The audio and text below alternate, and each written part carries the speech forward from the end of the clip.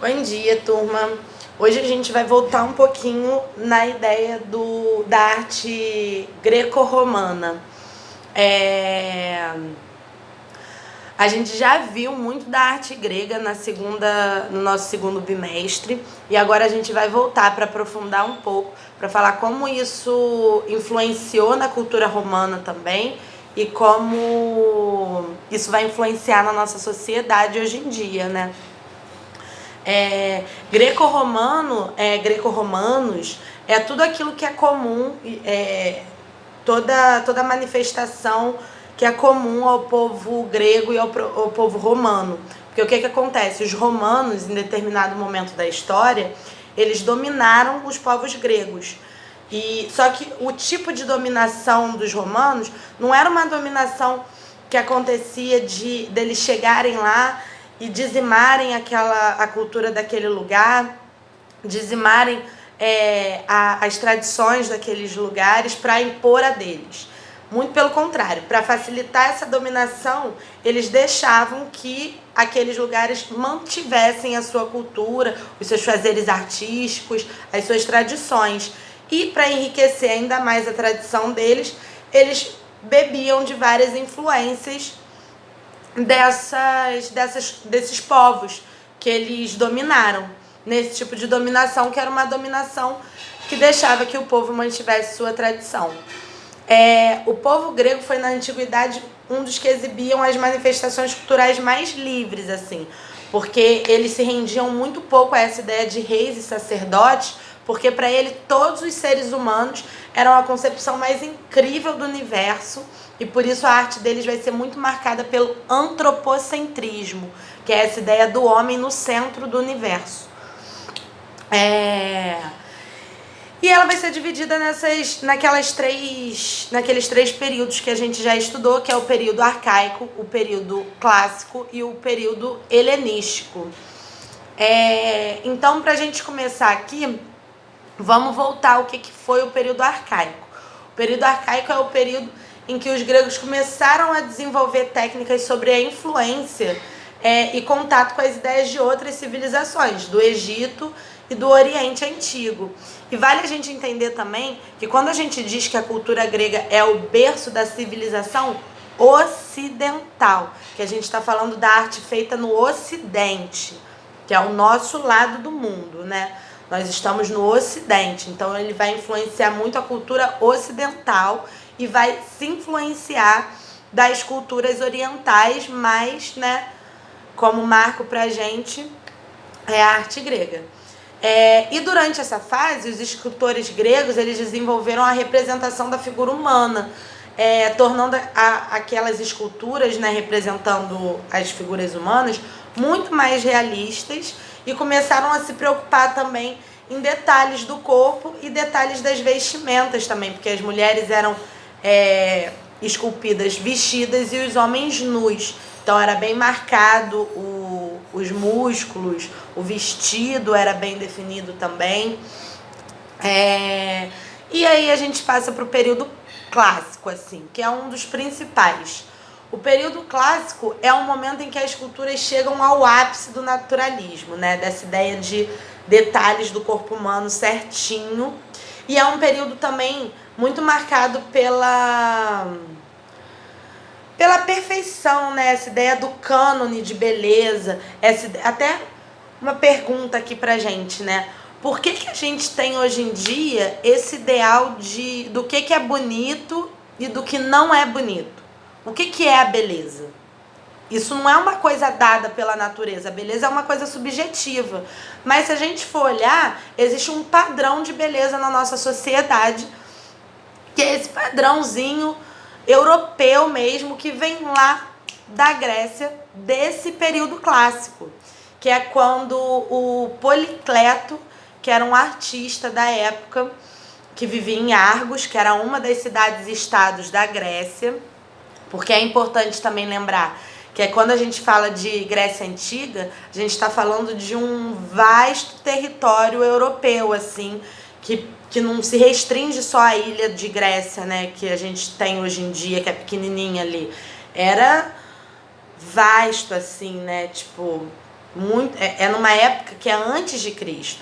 Então a Europa ainda não estava dividida como está hoje. Então boa parte do território europeu era conhecida como Grécia.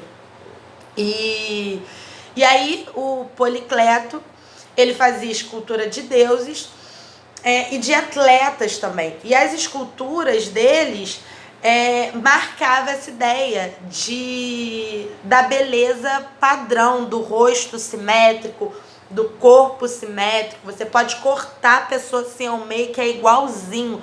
A simetria é perfeita. A simetria é quando, né, as coisas são exatamente iguais dos dois lados. E esse ideal de beleza, esse cânone de beleza vai marcar a nossa sociedade até hoje. Que agora a gente começa a desconstruir essa ideia de padrão de beleza e tudo mais. Mas naquela época não. E ainda hoje, né? Mas naquela época não. Naquela época o padrão de beleza era o rosto simétrico perfeito, né? Era a perfeição mesmo da simetria e tudo mais. E quando a gente chega no período helenístico, isso fica ainda mais marcado, mais forte, porque a mudança nessas concepções artísticas nesse período acontece em relação justamente à figura humana. Que, tipo, antes a gente via as estátuas ali todas paradinhas, né? Tipo, bem simétricazinhas e tudo mais. E agora a gente começa a ver as estátuas bem simétricazinhas, nesse ideal de beleza muito bem estabelecido, né, para eles, nesse cânone de beleza, só que com a ideia de movimento, uma ideia de teatralidade, que vai beber muito depois, o barroco vai se inspirar muito nisso, os neoclássicos vão se inspirar muito nisso, que é essa ideia da dramaticidade, que demonstrava muito mais do que só a beleza também física, mas uma beleza moral ali, né? Dessa dramaticidade mesmo da vida, e não só do belo. E todo esse desenvolvimento da habilidade para representar a figura humana fez o ideal de beleza construído pelos gregos perdurar pra gente, como eu disse. E a gente só vai começar a contestar isso de alguma forma, 2.500 anos depois que os gregos instituíram esse padrão de beleza, que é quando a gente chega nas vanguardas europeias, que aí eles vão começar a contestar esse padrão de beleza colocado pelos europeus, mas a gente tem que ter em mente que isso vai influenciar até hoje o nosso ideal de beleza. Até hoje.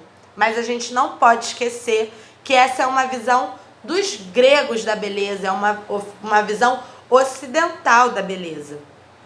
Porque no Oriente, a visão da beleza já era outra, entendeu?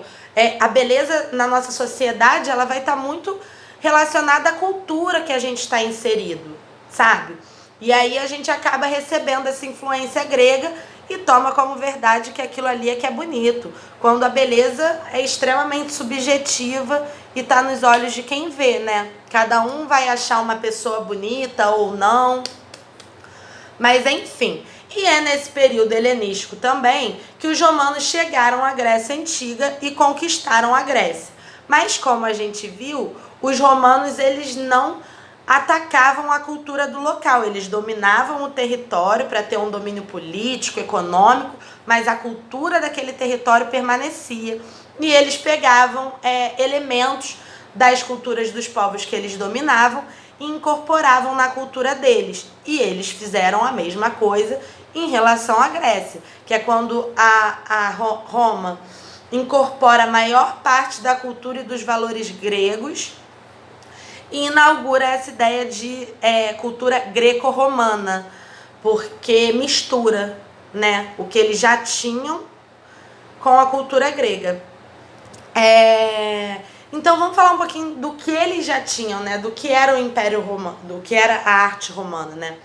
A arte romana antiga, ela vai ser muito influenciada pela arte grega, mas ela também tinha as características próprias dela. E essas características eram muito marcadas na arquitetura e nas esculturas. a gente vai ver na arquitetura que a arte romana conseguiu uma maior expressão de significação histórica, né? As suas edificações eram grandiosas. Quando a gente vê o Coliseu lá na Europa, lá em Roma, né? A gente vê uma construção. O Coliseu era um anfiteatro, né? Então a gente vê aquela construção do Coliseu enorme, cabia todo mundo lá dentro e que perdura até hoje. Ele é circular, as janelas são também circulares. Então as edificações, elas tinham essas bases circulares e o emprego de colunas e arcos falsos para enfeitar e decorar, né? Eles também fizeram muitos arquedutos nas entradas das cidades, muralhas, e esses arquedutos, essas muralhas, elas eram todas talhadas, né, todas esculpidas com grandes feitos dos militares romanos, porque a moral em Roma era uma coisa muito importante. Então eles tinham essa preocupação em retratar os feitos dos romanos. E além disso, eles também vão se preocupar com o caráter funcional e prático da sua arquitetura também, não só a arte pela arte, mas esse caráter mais prático de utilidade da arquitetura deles, como na ideia de criar teatros, porque a gente usa arquedutos para levar água, enfim.